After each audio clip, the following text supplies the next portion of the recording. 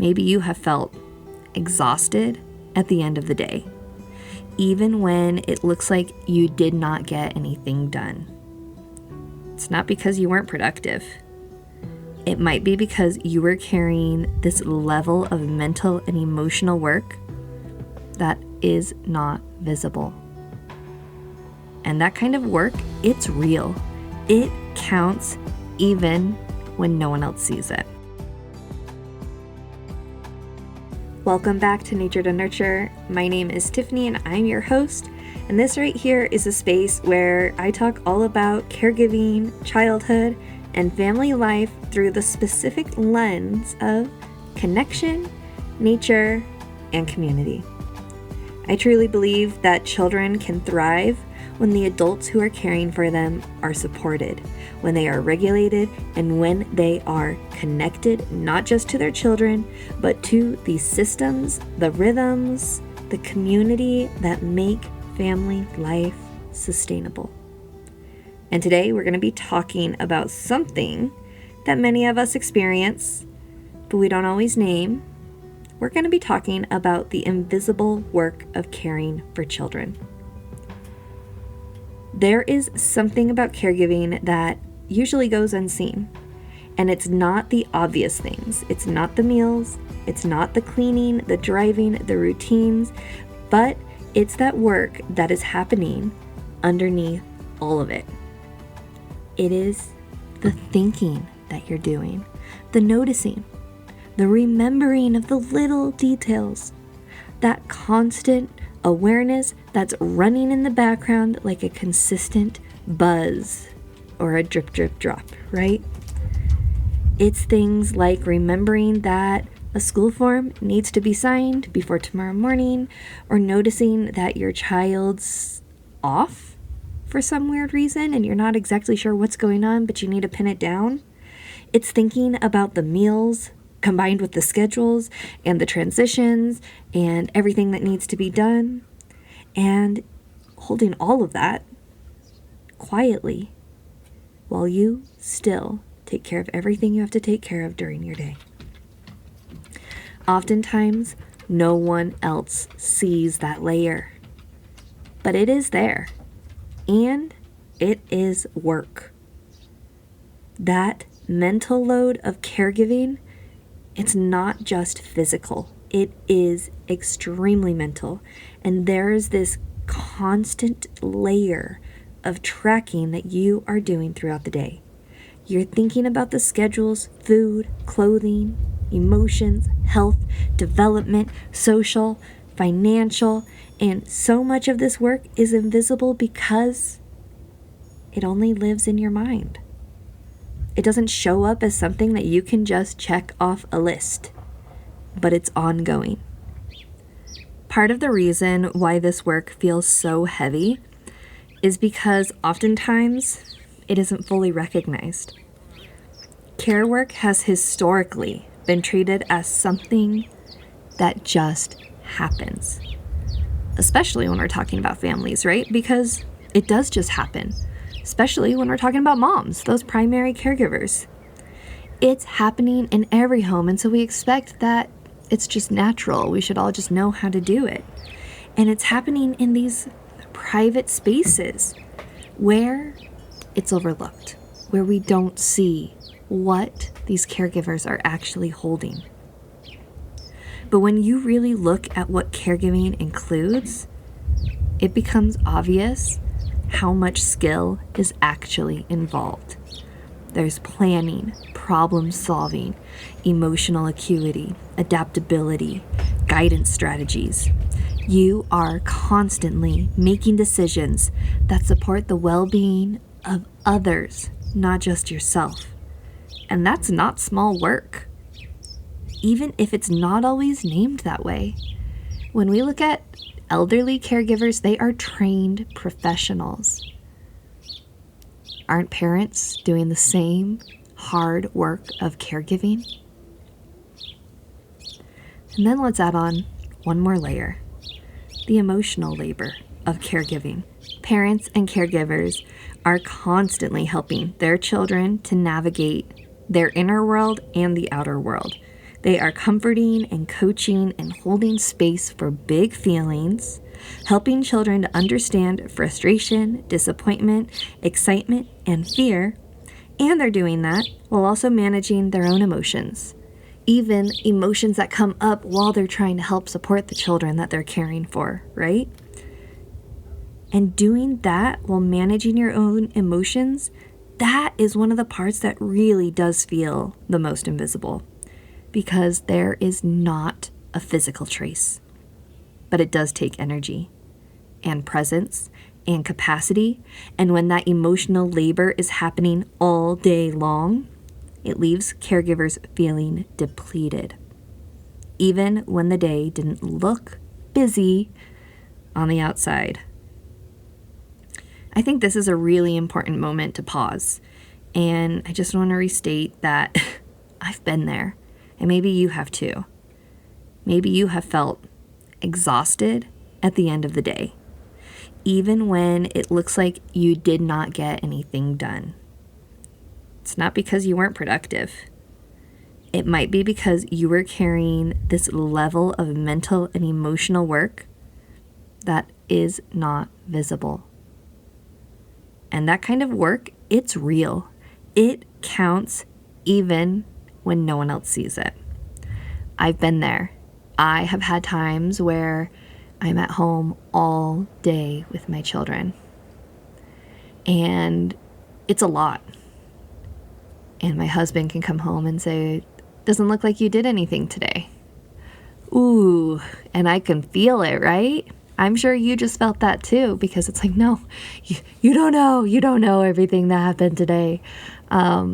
It's real work. And I think this next part is really going to be helpful for you, because we can't just sit in that work is always invisible. We need to show up, and we need to actually start shifting the way that we're thinking about help and shared responsibility. Help can look supportive, but a lot of times this help, it still means that one person is holding the mental load. They are the ones who are noticing what needs to happen. They're the ones who are planning it, managing it, and then they're asking for help, right? But sharing responsibility, that looks different. It means that multiple people are holding awareness. And when that shift happens, the invisible work, it starts to feel more balanced. And it's not because the work disappears, but it's because it no longer needs to be carried by one person alone. I want to challenge you to shift how you're coming at yourself. Oftentimes we say, how can I manage all of this better? And I've been there. I have jumped on the train to figure out every way to manage everything that's in my head. And there are some things that help, right? I've shared with you guys before, I've used the Systemize Your Life program from Chelsea Joe, which is amazing. And that's a great framework to help you. However, that's not shifting responsibility, right? That is creating systems. And so instead of saying, how can I figure this out? I want you to say, how can this be shared? How can this be supported? How can this work that I'm doing be made more visible? Because once that invisible work becomes visible, it becomes something that can actually be understood by those around you, and it can be supported. Now let's talk about 4 ways that I want you to start making this invisible work visible today. The first one here is to start noticing your invisible work. Simply begin paying attention to the mental and the emotional work happening in your day. Name it. It matters. I have a free resource that I'm linking down in the show notes, and I have a list of over 100 different examples of invisible work, and I encourage you to go ahead and take a look at that and circle the ones that you know that you are also doing. The next thing that I want you to do is I want you to start talking about this mental load that you're holding. Have conversations about what you're carrying behind the scenes And it's not from a place to blame someone, but it's from a place of clarity and understanding. One quick example, it was time to schedule parent-teacher conferences, and I asked my husband, what time can you do this conference? And he said, I don't know, whatever time works for you. And I was like, no, you don't understand. I need some times that really actually work for you so I can figure out my work, I can figure out the kids' activities, I can figure out how we're getting there, making sure that you're present, all of these things. When I was able to explain that I was juggling all of this, he was able to help me and support and share that responsibility rather than just help again. There's another fun game that I will also link in the episode for you guys to check out if you want to, that talks about sharing responsibilities within your house. So I will send that. That is also helpful. And the next thing I want you to do is I want you to start practicing appreciation out loud. Acknowledging care work, especially the invisible parts, often helps people to feel seen. And feeling seen changes how the work is experienced. And so I want you to talk out loud about the things that you're able to figure out. And step number 4, not just talking about what you are figuring out and holding on the high level, but also talking about how other people are doing that. Care work is happening all around us. We have teachers, childcare providers, family members, community members. Extend that recognition of care beyond your home. Recognizing that work really will help us to shift how we as a community, as a collective, value caregiving. Today, we focused on recognizing the invisible work of caring for your children. But there's one more important part of this conversation.